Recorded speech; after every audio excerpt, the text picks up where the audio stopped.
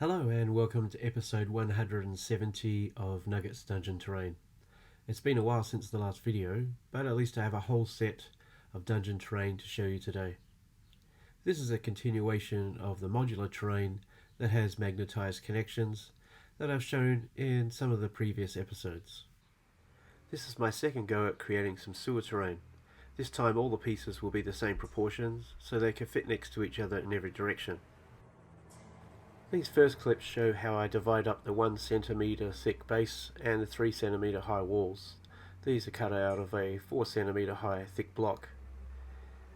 The XPS foam is then burnt where I'm going to have the channel that the sewerage sludge is going to flow through. I built up the boards on top so that when I place this probe down flat onto the table, it burns down just the right depth, 5mm or half a centimeter, and then I move it slowly across in this horizontal position to cut out the trench.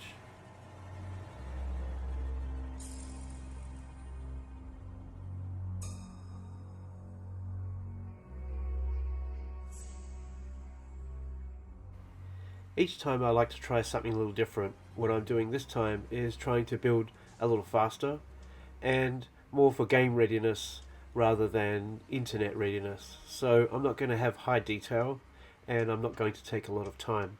I'm also going to try a different way of magnetizing. That'll come later in the video.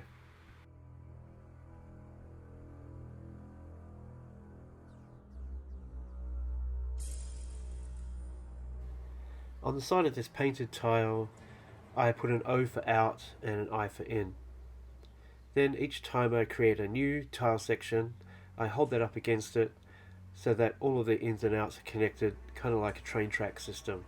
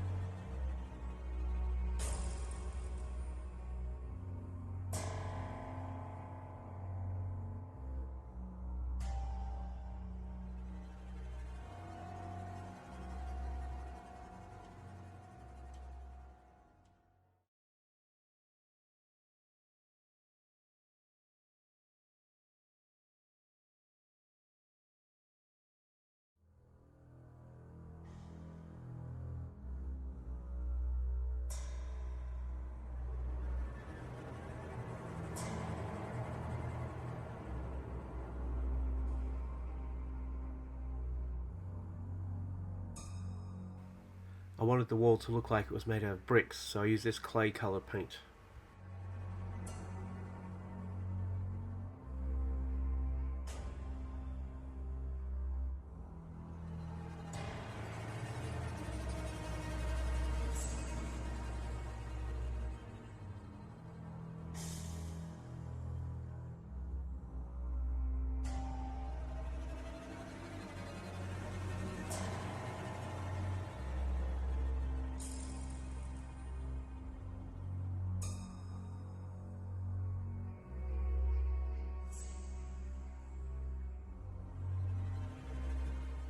Next, everything that I painted gets a black wash. This is just black ink with water added to it, slapped on as heavily as I can, and in some areas dosed a couple of times.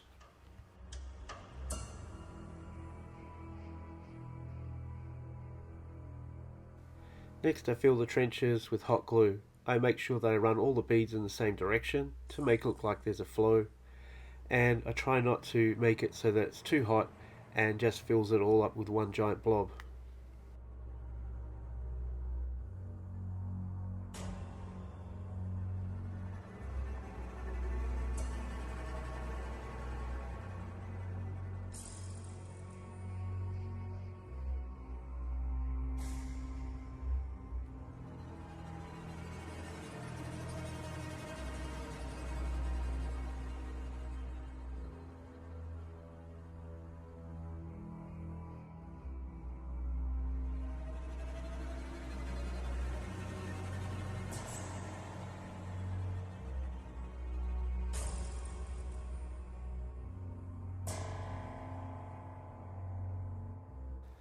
This is the outer ring of a door handle.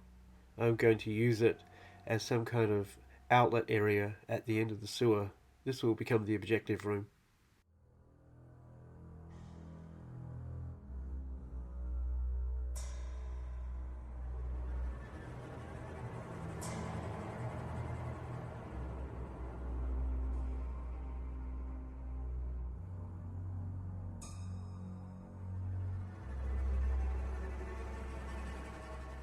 Remember, super glue melts straight through XPS foam, but if you apply it in just the right amount, you can use it to fuse the foam to something. So I'm using super glue to bond this part to the base.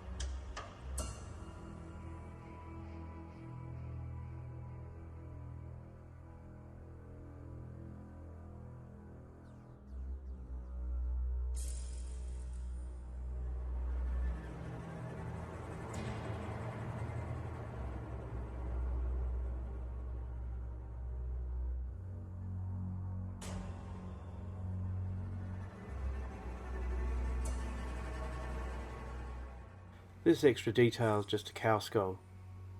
It's going to make this part look even more filthy, maybe plague-ridden.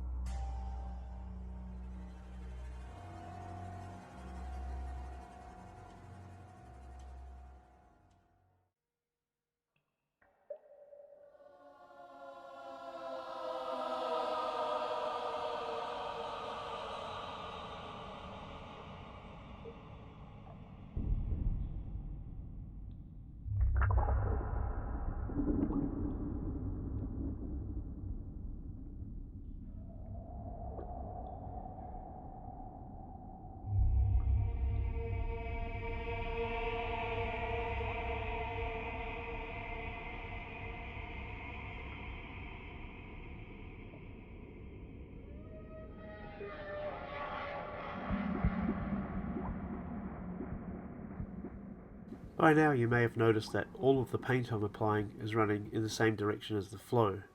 Let's try to make it look like all of the stuff that's floating in there is dissolving and stretching out as it moves along.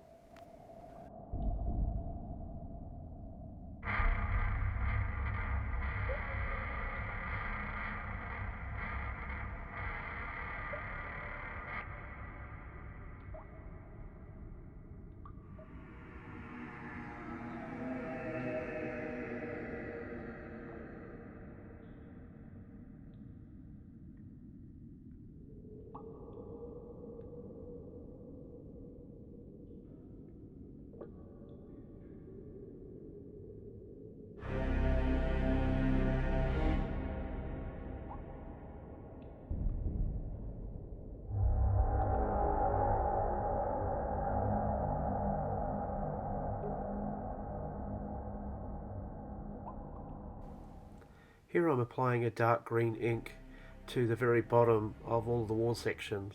This is where the most moss and goo would accumulate.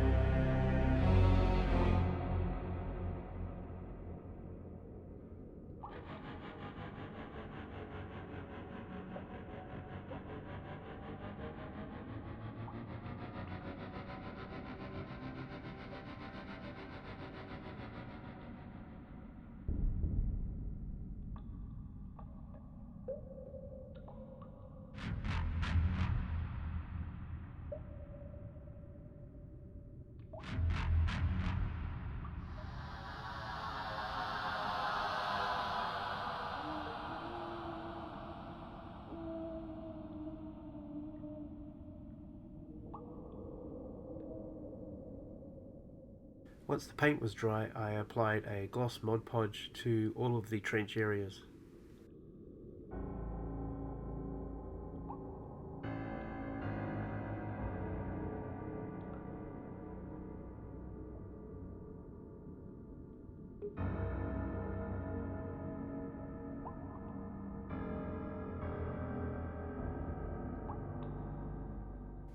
On the inside of the base, 1 centimeter from the right, I put a pin.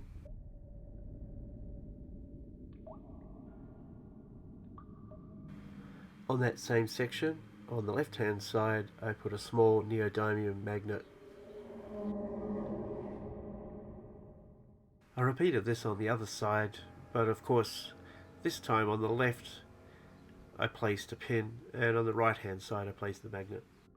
Here you can see the magnet is strong enough that by just connecting to the pin I can lift up the whole tile section.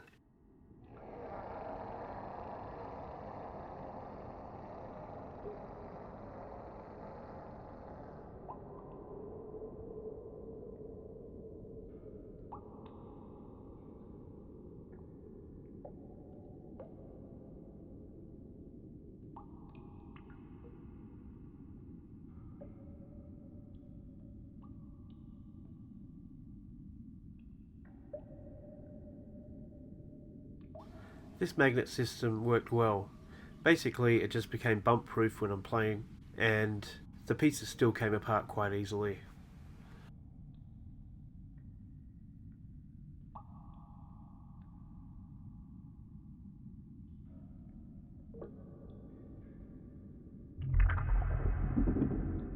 The 3 centimeter high walls are a lot more functional and easy to play.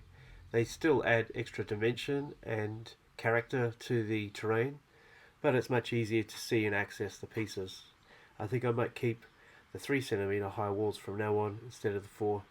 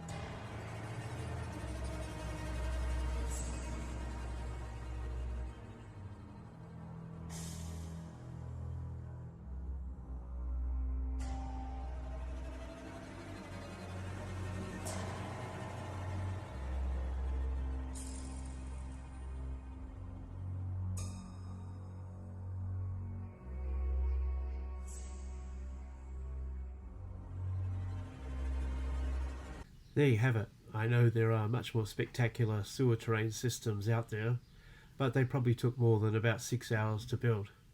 I'm really happy with the amount of time it took to finish this, and it makes me excited to see how I can apply some of those speeds to some other ideas that I have in the future. I'll catch you later.